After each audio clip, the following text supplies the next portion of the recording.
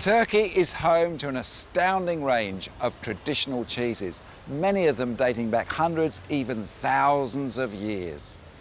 But finding them on the international market is very hard because most authentic examples are made in small dairies or at home.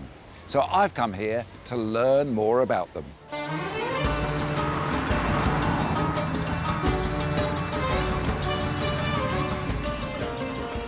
The Republic of Turkey lies at the crossroads of Europe, Asia, and the Middle East.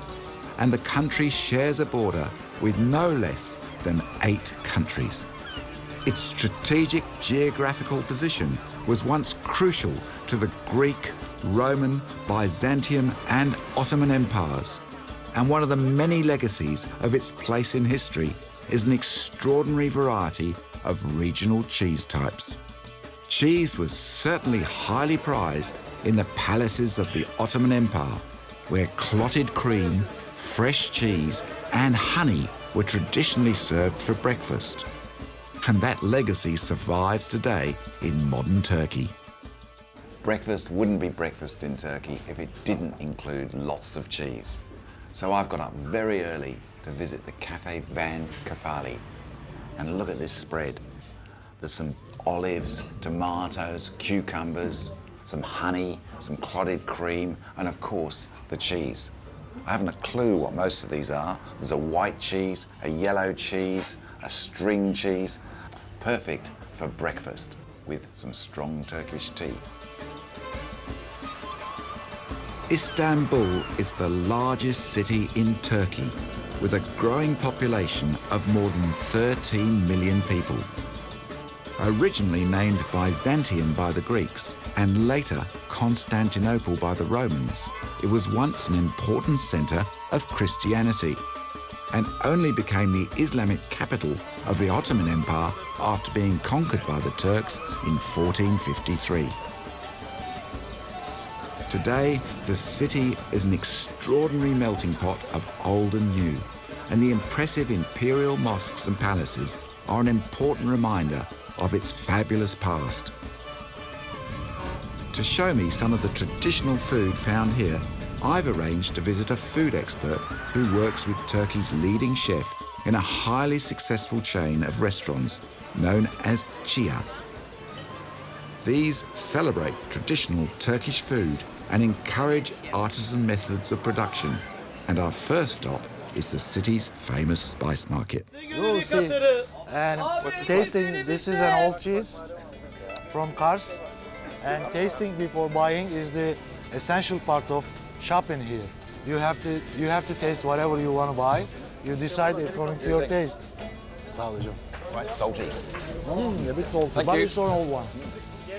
This busy market in the centre of Istanbul has been operating for over 400 years and sells everything from traditional sweets to fresh fish.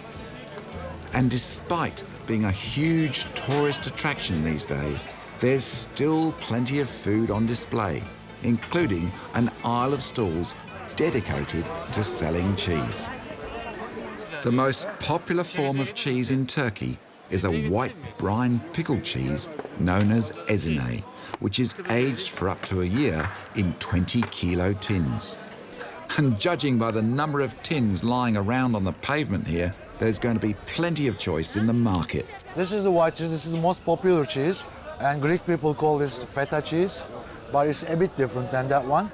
Yeah. This comes from the western part of Turkey. Ezine is a county in Cannakale region, which Australian people know. Would that be sheep? Looks like sheep.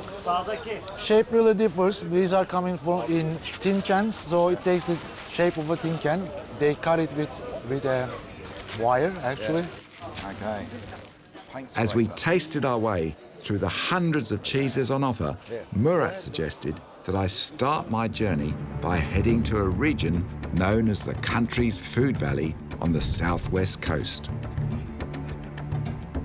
And it was easy to understand why after driving through the lush pastures grazed by some very contented sheep and goats. My first stop is the site of the ancient city of Troy, made famous by the Greek poet Homer in the Iliad and the Odyssey. And after a brief look through the old stones and a replica horse, I head to Cannakale in the heart of the Dardanelles. It was here that the Allies were defeated during World War I, and the role of Ataturk in the Battle of Gallipoli laid the foundations for the modern Republic of Turkey. It was also the battle that forged the national consciousness of Australia and New Zealand. And after visiting Anzac Cove, I'm struck by the evocative calm of the sparkling waters lapping on the shore. And as we drive to meet our ferry, I also notice red poppies growing wild on the side of the road, a potent symbol of the many lives lost in the battles here. The ferry will take me across the straits, where I'm planning to visit the market and talk to some of the local cheesemakers.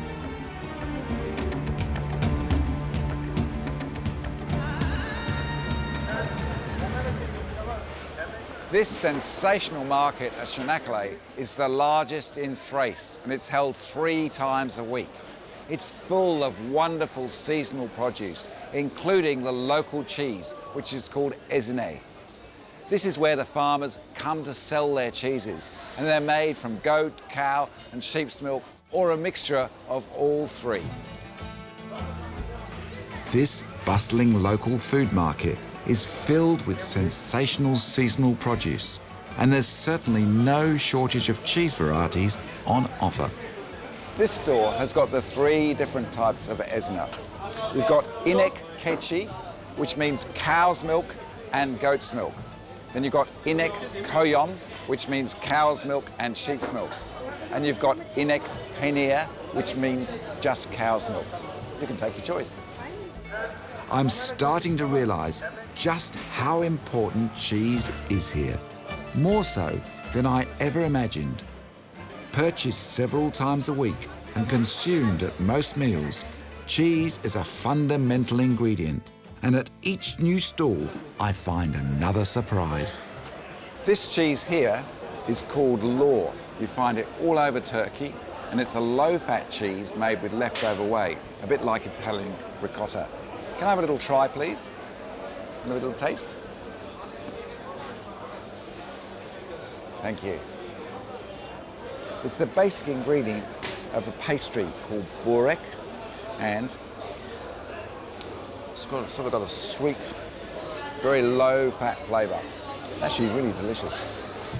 One of the reasons I've come here is to learn how traditional farmhouse Ezine is made, and I've arranged to visit a family nearby who've been making this popular local cheese for 3 generations.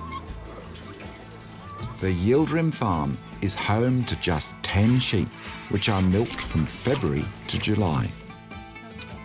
And most of the cheese made here is matured in large tubs under brine for use during the cold winter months.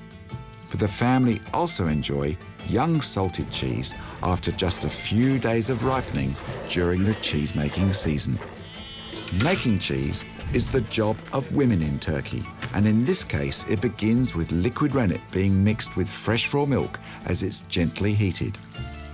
I'm intrigued to learn that in the past rennet was hard to buy, and instead the locals relied on rennet made from dried rabbit stomach.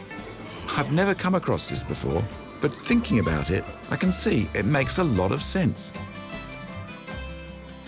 Once set, the curds are gently broken with a large spoon and then scooped into a pot lined with a cloth. The curds are then drained and placed on a tray before being pressed under a stone weight for several hours. Once the cheese has reached a firm consistency, it's cut and rubbed with sea salt. This method of making cheese must go back to the dawn of time, to when Troy was in full... Yes, Yeah? probably.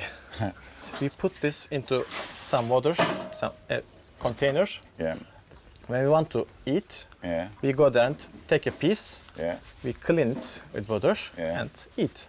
And that's it. 2 or 3 days a week. Yeah. We take the milk and prepare our cheese. The other milk we give them to the factory? factories, yeah. yes. Okay, yeah. There are many traditional Turkish recipes that use Ezine cheese, and one of the most famous is gözleme, a type of pancake. A simple dough is made from flour, warm water and a little salt, and then hand-rolled into paper-thin pancakes. Then it's sprinkled with fresh cheese. It's folded and another layer of cheese goes on top.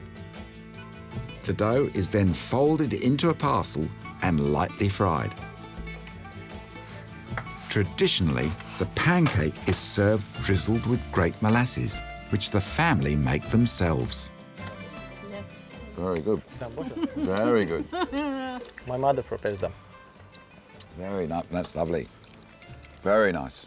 Very nice. I'm interested to see that you have the young cheese and the older cheese, and that you still eat the younger cheese. I think that's interesting. My delicious gözleme is served with olives, fresh tomato and green peppers from the farm, and a selection of young and old cheese. Thank you very much for sharing your beautiful cheeses Sen afiyet olsun. and your lovely pancake. Afiyet olsun. Afiyet olsun. Thank you. She says good appetit. I certainly will.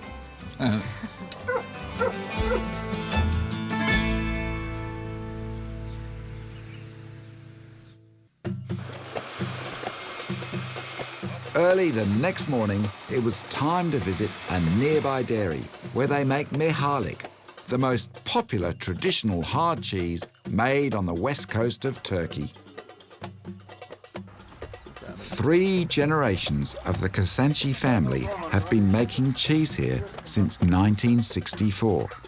And today, they produce several different Turkish cheese favourites. The process of making Mihalic begins with an equal ratio of cows, goats and ewe's milk. Rennet is added and the curd is allowed to set. The curds are then cut and heated before hot water is added, and they are vigorously stirred with long metal poles. Temperature and timing is absolutely vital throughout the whole cheese-making process, and in this case, it's a well-rehearsed routine. The cheesemakers collect up the warm curds in cloth bundles before placing them into large squares to drain overnight. The large blocks of Mihalic are then cut into thirds and placed into a brine bath for 15 days or longer, where they begin to develop holes of varying size throughout their centre. I imagine that depending on the season, the size of the holes will be different. Yes, depending on what the animals eat and the ratio of cow milk to goat milk to ewe's milk. Yes, of course. Özellikle koyun sütü her zaman bulunmuyor değil mi? Especially the sheep milk cannot be found. Sepet peynir var. That's why the ratio always changes. So it's been here for 15 days, and after 15 days, they're deciding if it is salty enough or not. And if it is so salty, they're vacuuming them. But if not, they're putting them in the tanks for 12 months or 8 months. So literally, what happens in here is if they don't get enough salt in the first 15 days, they get condemned to the big salt tank for 8 to 12 months. I've been trying to find out why this cheese discolours in the middle as it ages, and I've had lots of different reasons given, including the changing ratio of milks and the seasonal milk supply.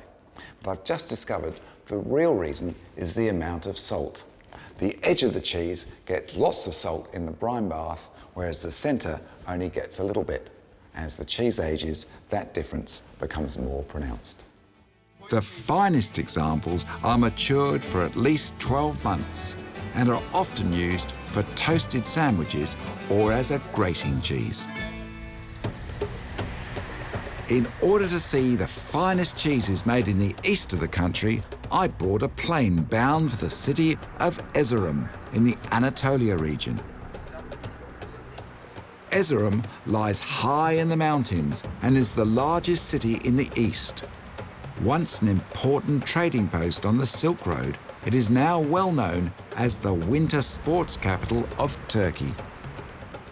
The majority of cheeses made in this region are still produced on a strictly seasonal basis from May to September by nomadic shepherds. It's hard work and means months of living in the remote hills as flocks are guided to higher ground in search of pasture.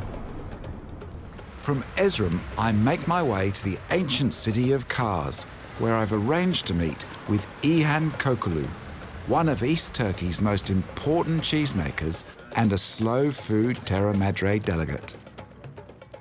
Bu inek çok az da içerisinde koyun var. Sadece inek sütü diyebiliriz bunun için. I'm guessing that what he's just told me is that this is cow, goat and sheep.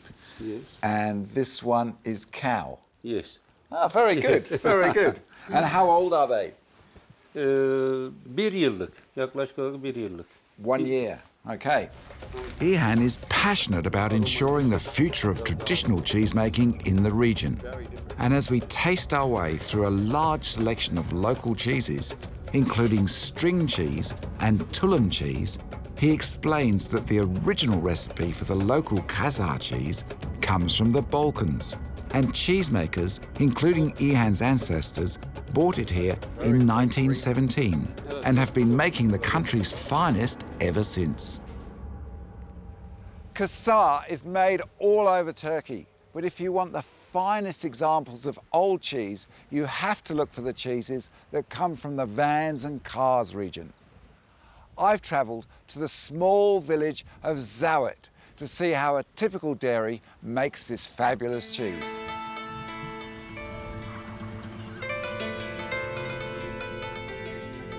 The milk for this very special cheese comes from cows grazing on the beautiful natural pastures of the hills surrounding the village. And this is used to make kasar in a small dairy at the heart of the village. And today it represents almost 20% of all the cheese made in Turkey. Making kasar is a fascinating two-step process. Young cheese is formed and then milled and shredded into pieces. It's then carefully lowered into a vat of boiling whey. Slowly, the pieces begin to melt and become more and more elastic. There's a real art to this. It's all done by feel, and it's all about the elasticity of the curd. And now he's taking the curd out and he's just pushing the last of the moisture out before he takes it to the table and presses it into a hoop. And at this point, you get this beautiful smell, this beautiful lactic smell coming off the vat. It really is lovely. Look at that. And he's kneading it just like bread. And this reminds me of when I went to visit Kasari makers in Greece. It's the same process. It's all about kneading the dough and just pressing and stretching it.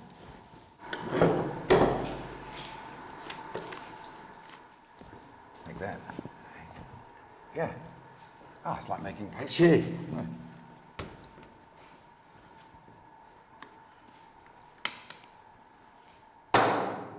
Hey. So when you look at this, it's very rubbery, like mozzarella. Very, very stretchy.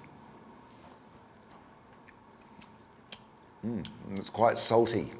Salty and sweet. Sweet. Sweet, salty, and really good. Really good, yeah. The kasar is aged here for up to 20 months, by which time it's formed a thick, tough rind and a nutty flavour. Since arriving in Turkey, I've been very keen to learn about how the local Ezine Peynir, or hair cheese, is made, and intrigued by Tulum, which is a seasonal cheese traditionally matured in a goat skin. And my next stop is a typical family dairy in the quiet village of Kermitsas.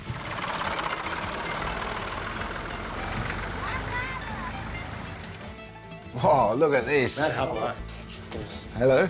The Arkan family have been making cheese here for several generations. And upon my arrival, my hosts were busy separating the cream after their morning milking of the family's 10 cows. Some of the milk they produce goes to the local co-op, but they keep just enough for themselves to make chival or string cheese and occasionally Tulum. The next step is to light a fire using the region's local fuel, which is dry cow dung. And this is used to heat the skim milk in a large cauldron. This is the whey going in, and what it's going to do is split the milk into curds and whey. They're adding more and more of this lactic, salty whey.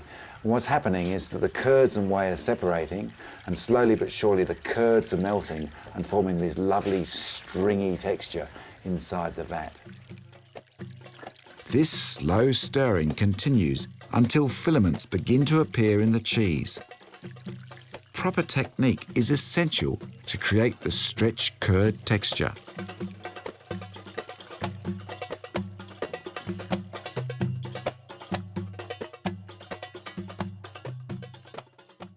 The curds are removed and massaged further before being draped over a large tree branch.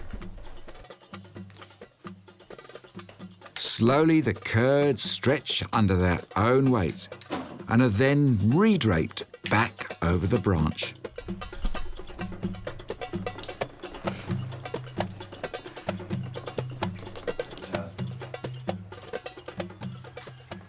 So that's the last step in the cheese making process today. Over the next 3 days, this cheese will be left to drain. It's then put into a brine solution where it'll mature for up to a year.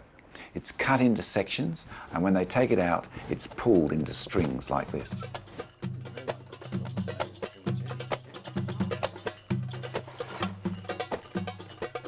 The powdered dry cheese that's going in here is actually cream that's been fermented and then hung in the sun to dry, and then broken down into a fine powder.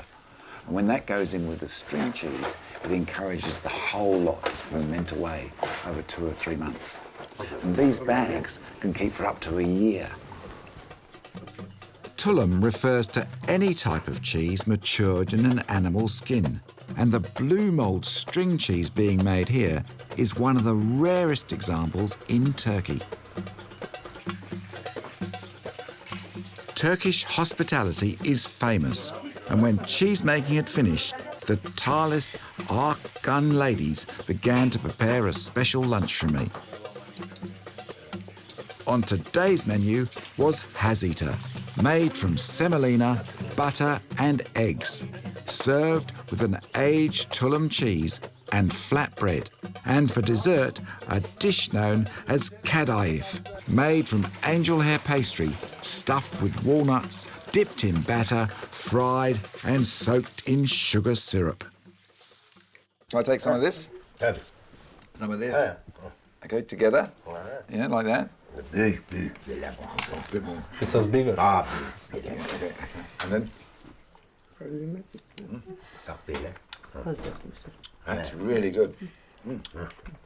Beautiful. Afiyet olsun, afiyet olsun. Fantastic. This has really been a fantastic experience. I've learned lots. Thank you very, very much. Sal. Sağ olun. Sağ olun. Well, this has been a really fascinating trip to Turkey. I always knew the Turks loved their cheese, and I expected to see them enjoying it for breakfast. But in fact, I've seen them enjoying it for breakfast, lunch and dinner. It forms a fundamental part of the cuisine over here. And the other great thing is I found this Tulum. Tradition still lives on here, and long may it last. Cheese slices turkey. Do one more. Thank you. Oh, hello. Doing it again.